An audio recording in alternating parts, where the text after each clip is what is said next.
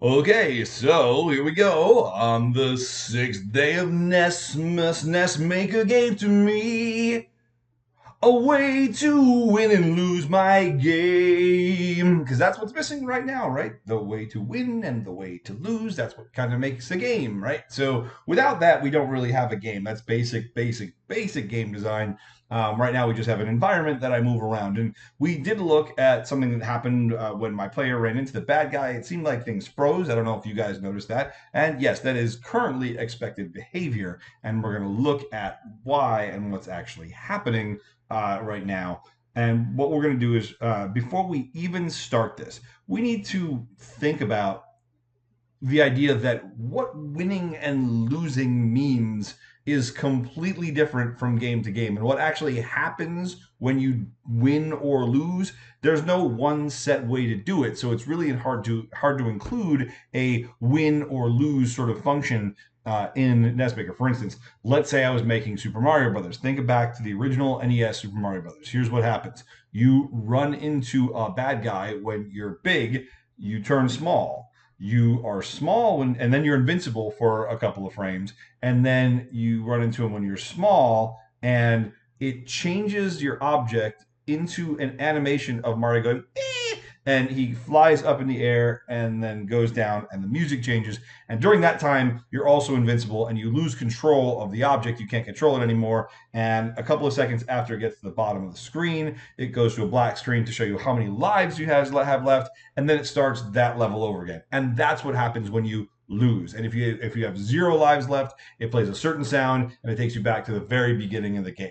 That's how Super Mario Brothers lose works. Now think about Legend of Zelda. Not at all the same, right? Walking around, I have a bunch of hearts at the top of the screen. I run into something, I lose a heart. I run into something else, I lose a heart.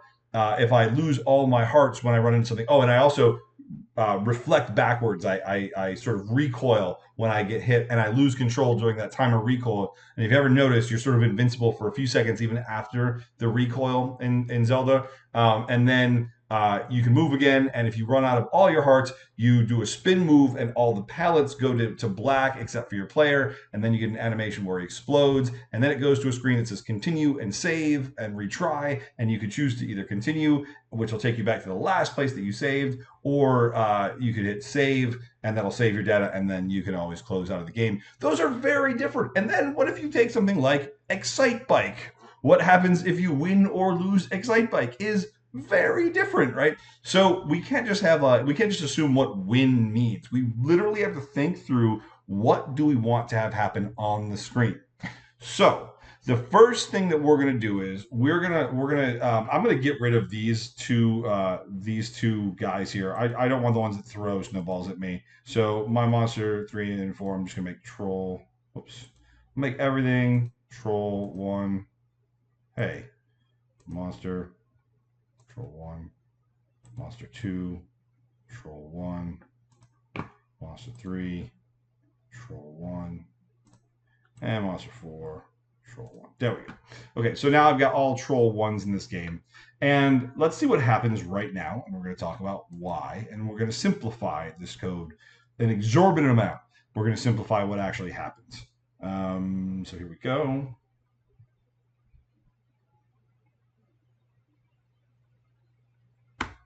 Awesome. And I'm going to move around my screen, and I'm going to run into one of these bad guys.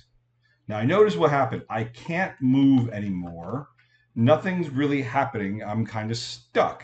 So let's talk about what is actually happening and why I just got stuck right there.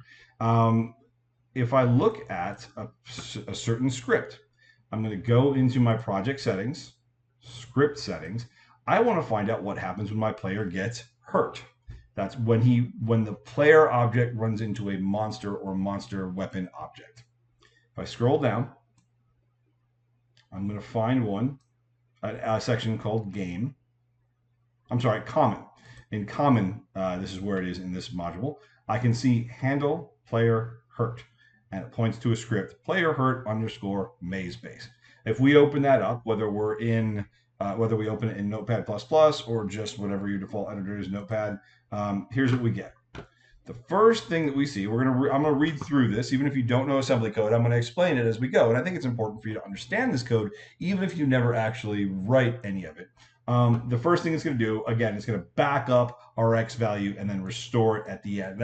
That's pretty common to do in these scripts. And a lot of times it's redundant. If we were trying to optimize this game, if we'd never used X in this entire script, we would not want to do this because this takes up a little bit of time. But because with NESmaker, it's all modular, I need to be able to do that. I want to be able to do that for you guys so that you don't have to think about that stuff. So the trade-off is the game might reach slowdown faster, but the positive of that is you won't have X values being corrupted in the middle of a routine. So it's kind of a trade-off. Once you know what you're doing, you can actually optimize these scripts even further. So we back up X, and at the end of the script, we restore it to where it was. Okay, now it's going to look at game handler. What this means right here, this game handler, this bit in game handler means basically the game is running. We're on a screen and the game is going. When we're between screens, this turns off.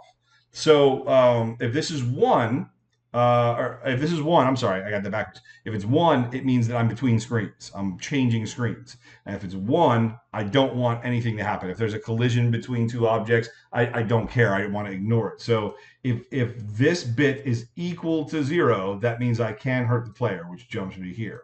If it's 1, it means I'm between screens, so it's going to jump past all the hurt stuff and jump to here. We don't really have to think too much about that, but it's good to know what that's doing. So now this is the part where we're talking about hurting the player. Now it's going to check to see the step of my player, the action step. If we want to know what we're talking about with action steps, if I go back to my player and I go to object details, these are my action steps. And what it's checking is it's checking, hey, take a look. So, hey, take a look at the object that's in X and look at its action step. Hey, compare it to 7. Is it this last action step right here? So if it's not, that means that we're not hurt right now because we're going to use action step 7 as our hurt state. So if it is already hurt, so if it's not, it jumps here. And if it is, it gets to this part of the code where it says, hey, if it is 7, we're not going to hurt him again. He's already hurt. He's invincible for a couple of frames until hurt is over with. Okay, so forget all this stuff for a second. Forget all of that. Okay, the only other line of code I want to look at this is this part right here, because what it is going to do is it's going to change my action step to 7. So what's going to happen is it's going to look, hey, is my action step 7? If so, don't do anything when you collide here. We're done. If not, if it's not already 7, make it 7. Change it to 7. So guess what happens when we run into an object, and this is true, and this is true, and I get to this point, and I'm not an action step. I'm just moving around, so either idle or I'm moving. I'm either 0 or 1, and I run into a monster. It changes my action step to 7, and then stops. This is stop right here. Okay, now my action step is 7. So what happens if I run into a monster again in the next frame? It sees, hey, is it 7? Oh yes, it is 7. So I'm going to jump, and now it just ignores everything. And the thing is, too, if I'm in step 7, I can't control the object because if I look at my input scripts, it says that if I'm in step 7, if I look at my input scripts, it checks to see, am I in state 7? Check my action step. If it's 7, check if it's 7. If it's not, that means I'm not hurt, so I can do the thing. If it is, that means don't do nothing, and which is why I can't control my character if it's in step 7. So that's just, I wanted you to see how that's working. Now let's make sure that this is actually doing what we think it's doing. Let's make a action step 7. So let's go to player for a second, and let's go to object details. And in step 7, what I have is I have it in the idle animation, and I'm going to put it in a walk animation, but I'm going to put it really fast for step 7. So now instead of stopping, it's going to go to my walk animation. It's going to walk really fast. That's what's going to happen, and that's how we're going to know. Okay, yeah, it did hit step 7. Doesn't know what to do, but yes, it hit step 7. So let's check this out.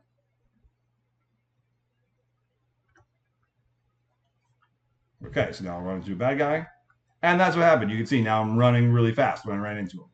Okay, so we've confirmed that's what happens. He runs, he goes to step 7. I'm going to get rid of that. Okay, so forget this for a second. Forget the code that loads with the module. Let's say, you know what? Whatever this maze game module that this crazy dude Joe created, I don't like it. All I want my game to do when I run into a bad guy is I just want the game to reset. I like, okay, I ran into it, game over, man. I'm gonna reset the game. Very simple. What I could do is I can go into script settings, scroll down, look for game, or look for comment, I'm sorry, and look for the player hurt, which is right here. Now I am going to look for a script that I'm going to replace this with. I'm going to go to game. And if I go into common scripts right here, I can see I've got one called hurt reset. If I double click on that, now in my player hurt is not going to run that maze script that I saw that did all those things. If I hit edit, take a look at what it does, it's just going to do a reset. So it's going to be like every time I hit a monster, it's like hitting the reset button on the game.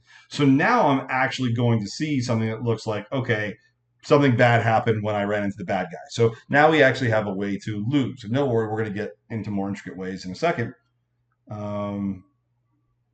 But now I can at least create a way to lose. So I run into the guy, bam, I reset the game. And so now I actually feel like I'm losing when I run into the bad guy. Like something notable happens. And it's pretty easy. And again, that's not the only thing that I could do when I lose. Who knows what I want to make happen when I lose? There could be a million things I want to have happen when I lose. This is just one example of something that can happen when I lose, an example of something that would be common. Let's try and make a simple way to win. I mean, what happens when you win? What is the state that happens in this game when I win? Let's just say getting to the Christmas house here wins. So what does win mean? Let's just have it take me to a win screen. Let's just have it like it goes to a screen that literally spells out in Christmas decorations the words, you win. Okay, so that's easy enough. Let's go to my overworld and let's just pick a random screen. I'm gonna pick this one. And I'm going to just take these polls here, and I'm going to write the word, let's see, you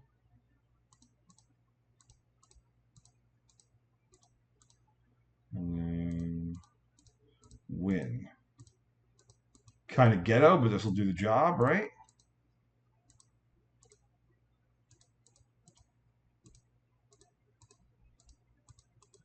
All right, you win. It's kind of hard to read, but fine. And I'm going to have my character show up. What I could do is I'm going to right click in the middle of this O, and I'm going to set my warp in location right here. So when I warp to this screen, this is where my character is going to show up. And again, this is not the only way, the only thing that could happen when we win, right? We might just want to go to a completely different screen that doesn't even show our character, but we're not there yet. We're just looking at possible things that we can do. So let's make it so if I get to the house, it takes me to here and it says you win.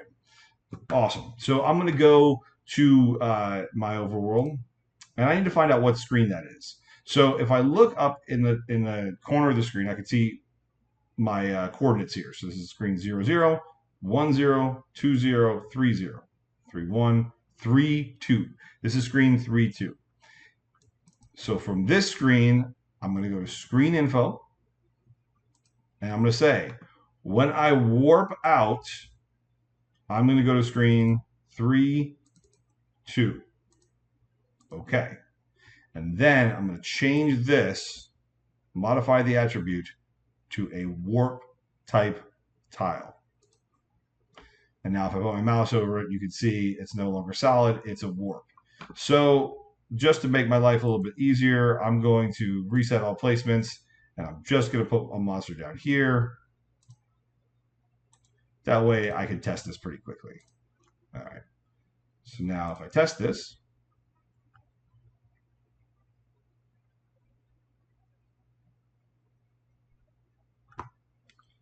I already tested to make sure I have a way I can lose. Now let's have a way I can win. I get to the house. I win! Hurrah! We now have a legitimate video game. We can lose, we can win. And this is what's cooler. Now that we know how to change screens like that, we can start building subsequently harder levels. We can start working on what's called escalating threat. So we have a first level that's kind of easy. It kind of teaches me the mechanics and how to play. The next level gets a little bit more difficult. The next level gets a little bit more difficult. Now, let's just say in our game, the goal is always get to the house, and that takes you to the next screen. Fine. What I can do is, instead of going to this screen, I can go to this screen. I'm just going to, let's see. I'm going to delete this screen. I'll make it over again. I'm going to paint a new thing here. And this is something that's kind of common for NES games and these sort of 8-bit games. I'm going to signify that this is a screen 2 by sort of writing a 2 on it. I'm going to be able to tell that this is screen 2. Now, where do I want my player to show up here? How about right here? I place my player. I'm sorry, did that wrong. My bad. What I want to do is I want to set warp in location there, not place my player. If I place my player there, that means I'm going to start on that screen. I want my player to start on the first screen, and I'm just using the arrows to go back and forth between those two screens, the arrows on my keyboard. Here, I want to set warp in location. So if I warp to here, I end up there. And a house over here. And I'm going to right click.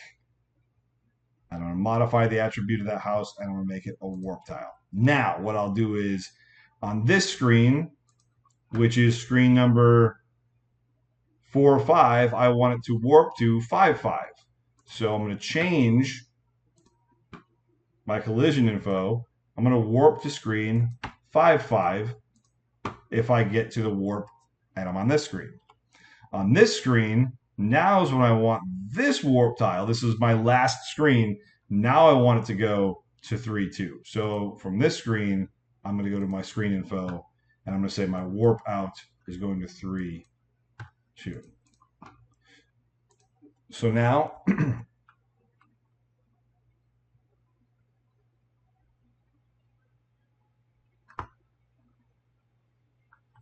I can advance to the next level. Oops. There we go. And now that I'm on the next level, now this will take me to the win screen. And now I've got a game where I can progress through levels. And it's fairly simple to set up. I have a game that I can win and lose. If I started to put monsters strategically in the game, and the whole goal was to get around them and never get touched by them, and to get to the end, to the last screen, I can build a game with 512 screens right now with progressively more difficult levels, and make a game that's relatively fun to play. Maybe I could start to integrate just slight puzzle mechanics and some really cool graphics. I've got a game. So let's try and make this a little bit more interesting as far as what loss actually looks like and what win actually does. Okay, so let's take a look at that. Let's go back to what we were looking at with the other Hurt script. So I'm going to go to my script settings. I'm going to go to common, where it says handle player hurt. I'm going to go to game. And where it says common scripts, I'm going to go to, no, I'm sorry. In my maze base, I've got common scripts, and one of those is player hurt maze base. So a lot of these, and maze is spelled comically incorrectly. Nice. So a lot of these pre-existing modules have their own sort of AIs and their own game over scripts and things like that. So you might want to check there first. And we can always take a script, modify it, save it into our maze troll Xmas, and link it to that so that we can make as many changes as we want. In fact, we're going to do that just for practice. So I'm going to go to edit. And now I've got this player hurt maze base script. I'm going to go to file, save as. And instead of putting it in mod maze base, I'm going to go up 2 levels to game. I'm going to scroll to my mod maze base troll Xmas. I want to make a new folder, right click, new folder. I call it common. And I'm going to change the name of this to maze troll base. Now, if I look, the script I'm actually affecting is the maze troll base one. That's what I'm actually affecting here. But right now, this is still pointing to my regular maze base one. So all I've got to do here is if I go into, if I go into troll common, There it is. Now I'm linking to the new script, which is here. So that's how easy it is to sort of back up your script into a custom folder. And now I can make as many tweaks as I want. If I screw it up, no big deal, because I can always go back to the fixed one. Now, let's do this. Let's make this happen exactly as it is. We're going to talk about this part of it. We're going to talk about this part of it next, maybe in the next tutorial. But let's make sure that this is actually happening correctly. Let's make a hurt animation for the player and put it in action step 7. So for my player, I'm going to manage animation. I'm going to add a new one, and I'll call it hurt. And I'll do sort of a classic spinning around kind of animation. So that's easy enough. If I go to hurt, I'm going to make it 8 frames long.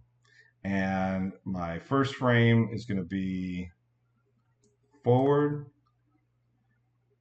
And my second frame is going to be right. My third frame is going to be back. My fourth frame is going to be left. I'm just going to do that again. My fifth frame is going to be forward. My sixth frame is going to be right. My seventh frame is going to be up. And my eighth frame is going to be left. And now I've got this guy who's just sort of spinning around. And, if I slow it down a little bit, let's see what it looks like a little slower.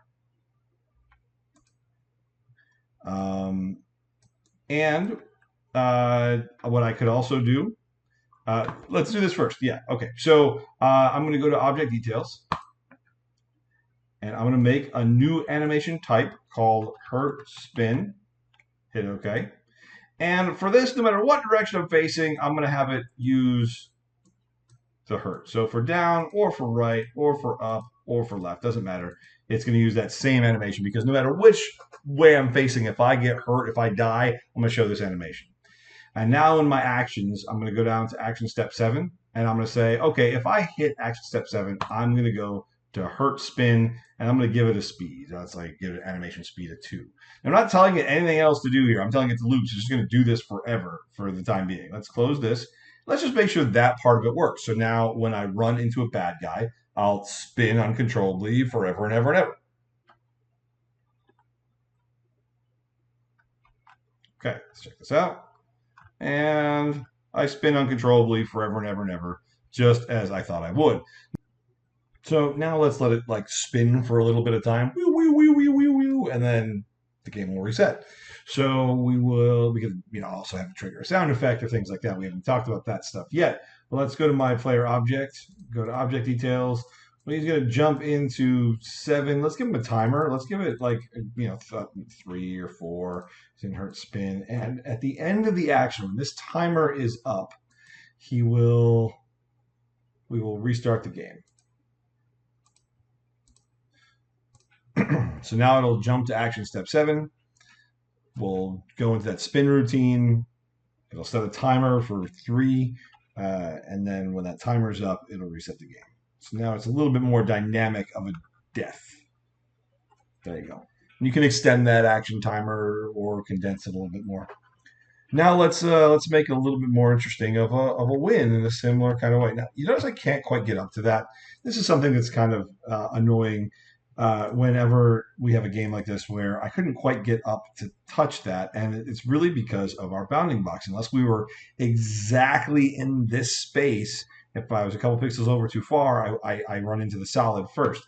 I can fix that by just tweaking my bounding box a little bit and making my bounding box a little bit narrower, and that'll let me get in there a little bit easier. It also cheats a little bit for the player, which I notice cheating for the player is often a lot of times better than cheating for the monster. Like if you're playing a game and you just graze the monster and you get away with it, you're like, Whew, that was awesome. We don't usually say, "Oh, this game is broken," but if like you don't even touch him, but your bounding boxes collided, and you're like, "I'm not even touching him." I remember being like 8 years old playing Super Mario Brothers and not even touching Bowser, and I was like just above it, but it still triggered the hitbox. I was ready to flip out. I thought the game was broken. So it's always better to cheat a little bit for the player, and this will allow you to get in between those tiles a little bit easier. You don't have to be exactly lined up with them. Anyway. Back to the task at hand here. Let's make something more interesting happen when we win. So we made another tile, if you remember. Um, let's see. We made a tile instead of this being the house here. Let's use the present tile here. And right now we're using this prize tile type, and that's fine. We're going to do something very similar to what we did, and we're going to back up another script that we have that's the tile for when we run into this. Instead of this just making us collect it, we're going to make it when I get to this, it's going to make our character do a little yay, and then that's when he goes to the end of the game. So I'm going to first go into my script settings. And if I remember right, this tile was called prize. If I look at my tile types, it was the prize type. I'm going to edit that. And I'm going to make some, come on, computer. I'm going to make some modifications to the script when it pops up. So again, I'm going to go to File, Save As, and I'm going to put this in my Maze Troll Xmas. And this is going to be a tile script. So I'll make a new folder called Tiles, and I'm going to put it in here. And I'll change the name to Maze Base Troll or something like that, .asm. And now I need to come back over here and make sure that this is pointing to that new script I just made. Tiles. There. And now any changes that I make to this, right now it would do exactly the same thing, but we're going to make it do something slightly different. What we're going to make it do is, yes, it's going to change the tile at the collision. It would add score if we had that. We haven't set that up yet. Oh, excuse me. But what we're also going to do is we're going to change our player to animation state 6. So first let's make an animation state 6 for this guy. Let's go to player, manage animations, and we're going to make one called Hurrah. And I'm going to go to Hurrah. And Hurrah is going to be let's say an 8-frame animation. And the first frame is going to be normal, and the second frame is going to be yay, and the third frame is going to be normal, and the fourth frame is going to be yay, and the fifth frame is going to be normal, and the sixth frame is going to be, you guessed it, yay, and the seventh frame is going to be normal, and the eighth frame is going to be hurrah. Okay, so if I play it, it's like, yay, that's a little fast, so I probably want to slow it down, but you get the idea. Ooh, I did it. I found the game. And then it's going to take you to the end. So I'll go to my manage animations. Oh, sorry, I already did that. Go to object details. Add one called hurrah or yay or celebrate. And in hurrah, I'm going to make sure that all of my relevant directions point to hurrah. Like that. And now I'm going to make my action step 6 be hurrah. And I'm going to set its animation to like 4. And I'm going to give him an animation timer of like 4, 5, 6, somewhere in there. And at the end of my action, I'm going to go to warp. What that's going to do is it's going to do the exact same thing as a warp tile trigger would do. That's going to look at, if I go to my overworld, that's going to look at, okay, this is the screen where this is going to happen. What is my warp out? It's going to warp me to this. It's going to do the exact same code. So it's going to warp me to here. Just the same way as going to the house did, except first I'm going to show that little animation. Okay, the only thing that I've got to do left is I've got to have my player get to that state of doing that hurrah. So how can I do that? Well, I need them to change states. If we look at any of our scripts that we already have that change a player's state. For instance, our hurt state. So this was our hurt state. Here's what we did. We changed the action step of our player object to 7, and we stopped him from moving. Why don't I just copy this? This is changing his step to step 7 and stopping his movement. I'm going to copy that. And I'm going to go into that script. You know what? I'm going to close all these. Sorry. I had a bunch of things open. So I'm going to come back over here. I'm going to pull that up fresh to find it easy. That was in my prize, maze-based troll. Okay. Now, after I change the tile, I'm just going to paste that stuff in.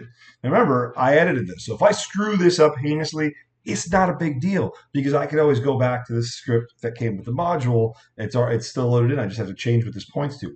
Now I've got this kind of new state, but instead of, I'm going to change the action step for the player object, but instead of changing it to 7, which is the hurt state, I'm going to change it to 6, which is the hurrah state. And I'm going to save that. And all this stuff does is say, stop it. Load 0, put it into all my horizontal speeds, my vertical speeds, take my previous X position and store it into my X position, take my previous Y position, store it in my Y position. Basically means stop. However, we're going to find out that we still have one fatal flaw into making this work the way we want to, where if we touch the cartridge, something very specific happens. There's going to be one problem that we still have to overcome. It's not going to be too bad, but it's going to require like one line of code. Okay, and let's talk about why. Check this out. It will work, but let's think about what we have happening. We want this thing to change state to me going, hurrah, right? Well, we already have it change states when I press the down key, and when I let go of the down key, it changes states. So if I go to here and I touch that, it will change to the hurrah state, but then it changes right back to the moving state. Oops.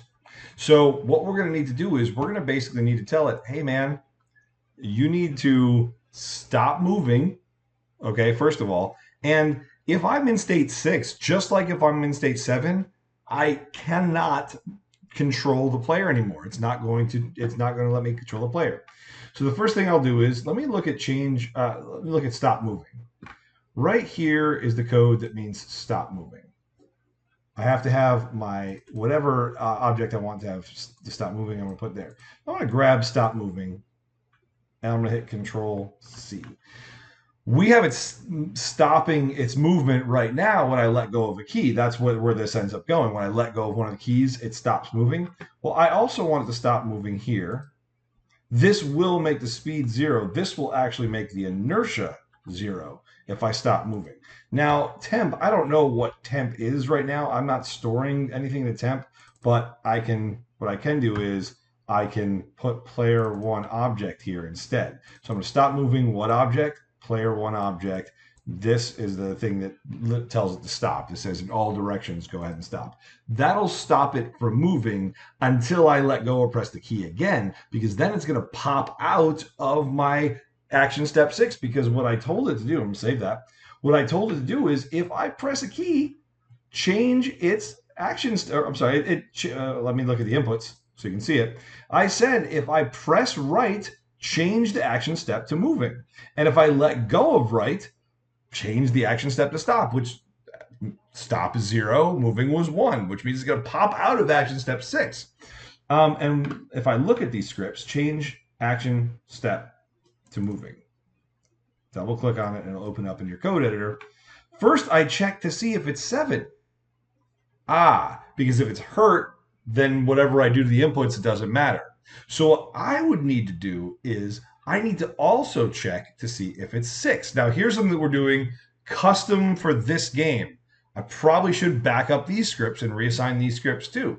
But because we're making a pretty simple game, I'm just going to go ahead and we're going to apply the same logic. This says, look, get my action step. If it's, check and see if it's 7. If it's not 7, that means he's not hurt yet. If it is 7, do this. Okay, so if it's not 7, I also need to compare it to 6. If it's not equal to 6, that means it's not winning. And that would go here, not winning. It's not in the winning state. Oops, sorry, winning.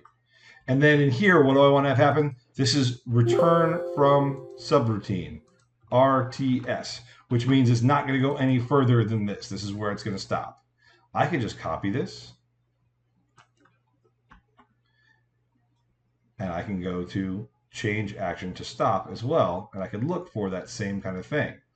I'm going to get my action step. If it's 7, I'm going to check if it's 7. If it's not 7, that means it's not hurt. Otherwise, return. Okay. If it's not hurt, I need to check and see if it's 6. If it's not equal to 6, that means it's not winning. Okay. Now I've gone ahead and I've made another case. I'm checking to see if that value is 7. If it's not, go to here. If it's 6, if it's not, go to here. So now it'll only get to this point if it's not 7 or 6.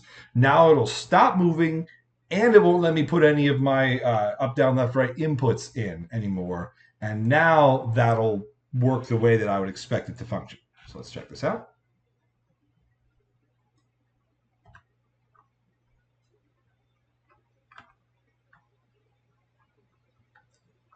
So now it should stop moving.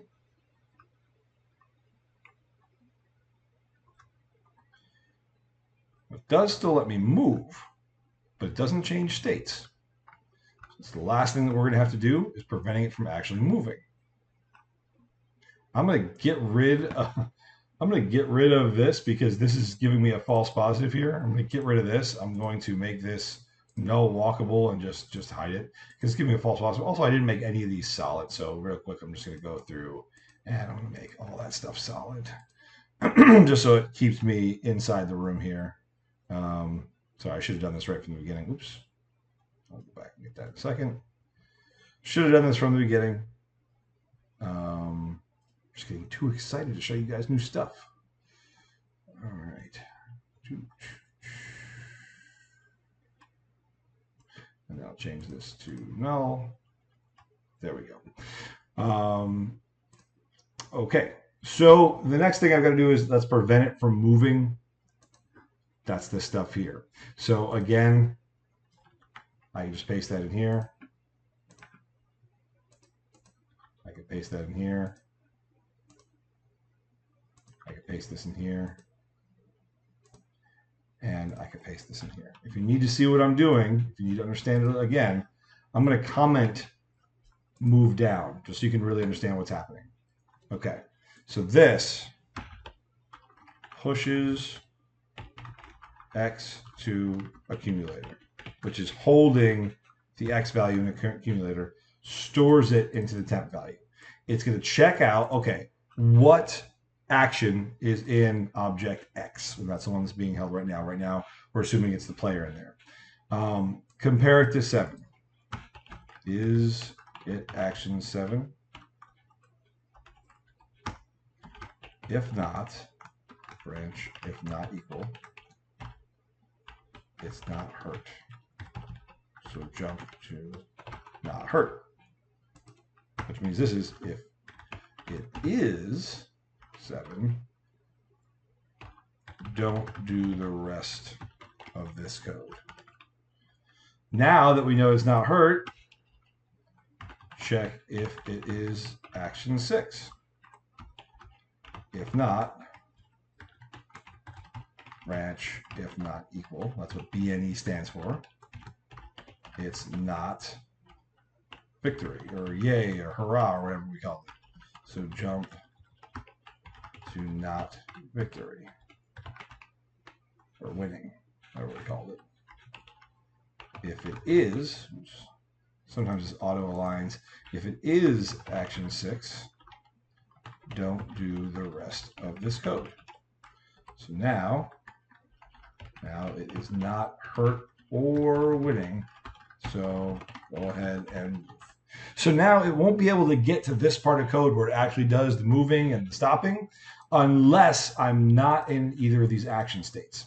So this is when we're getting into the particulars, where every game is going to handle things a little bit differently, which is why we got to tweak here and there just a little bit. But just with a couple of copy and paste, we are able to get this functionality working to behave in a way that we want it to behave. There are actually other ways to handle the same thing. Like, for instance, I could have it generate a second object that looked like the player but had no input controls. That's even maybe a simpler way that I could do this exact same trick, especially if I wanted to use all 6 of my game states. But this is just putting some thoughts in your head. And obviously, this isn't what winning means for all of our games either. So just a thought of what might work for this game. Now, it should work exactly as I would expect it to. And there we go. Boom. And now the only slight problem that still exists is every time that action timer is finished, it's going to jump to the warp screen. Well, unfortunately, we're not changing that animation at all. So it's going to jump to the warp screen. That object's still going to exist on that screen, still doing the same animation. It's going to get to the end of that action, jump to the warp screen. It's going to keep continuing to jump. And right now, that warp screen is probably set to 0, 0. It's going to jump to a dead screen in the corner of the game. It's just going to keep looping and get into the loop. So I've got to figure out what I could do with that object if that is to happen, and I am to get to the end. So there's a bunch of things that could happen. I could have happen. One, I can destroy that object.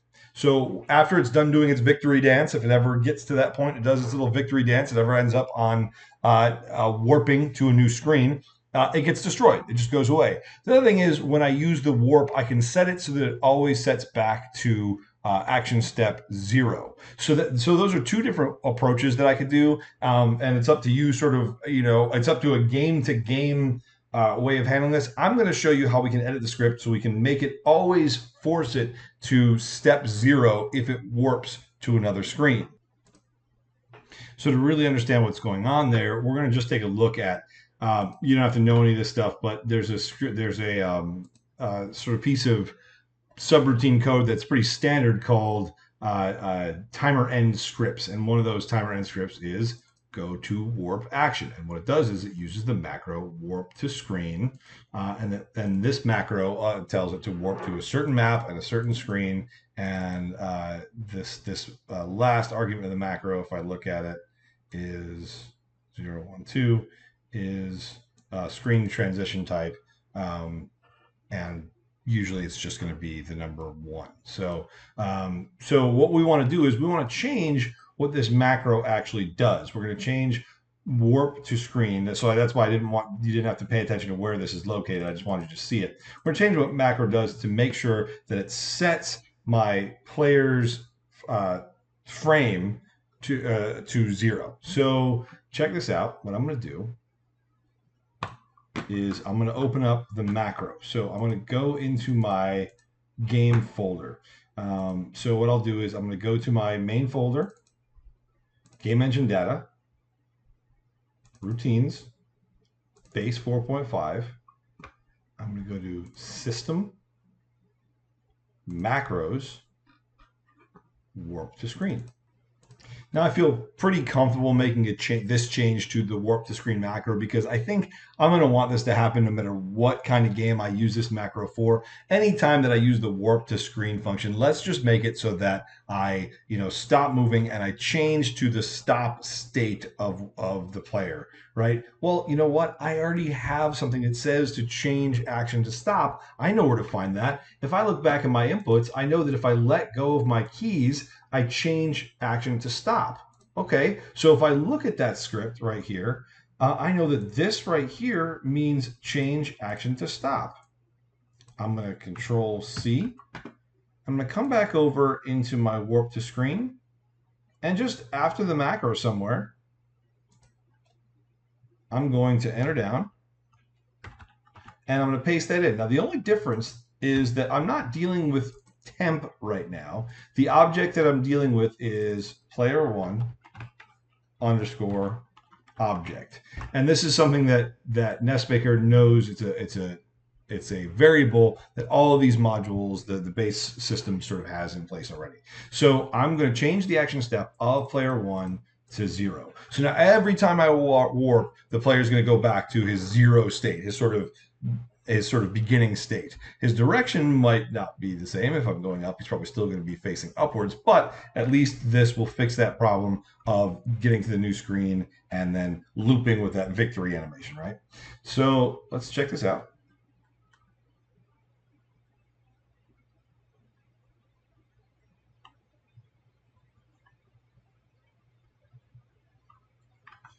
All right, hit my warp and say hooray. And there we go. Now I'm not saying hooray anymore. And I'm back to my 0th action. And now I've got my way to win and I've got my way to lose. And I've shown you how to activate different states, different action states for your object. I've shown you some different things you can do with that, how to do different animations with that, and just started conceptualizing some different things that can happen for winning and losing your game. And hopefully this starts to give you some ideas. And the important thing I'm hoping you're getting from these two is I was able to sort of tweak the scripts based on what was there. We're not doing script writing. We're not scripting here. We're not writing, swaths of code. We're just kind of like saying, okay, I get it. This is what this does. And then applying that to other places where we need to do that small thing. So I'm hoping seeing some of these snippets help with the idea of how you can start to do that, how you can start tweaking the code without breaking things, and knowing that if you do iterate the way that I'm doing, even if you do break it, it's okay. You can recall the old script and sort of just keep going from there. So anyway, I hope this has been super helpful and interesting. And at this point, halfway through our 12 days of NESmas, we legitimately have a game. You can win it, you can lose it. So as we go on from here forward, we're just going to look at some of the other features of NESmaker and how to make things more and more interesting. Like we'll start looking at the HUD and we'll start looking at text boxes and things like that. So anyway, hope you guys enjoyed, and I'll talk to you tomorrow.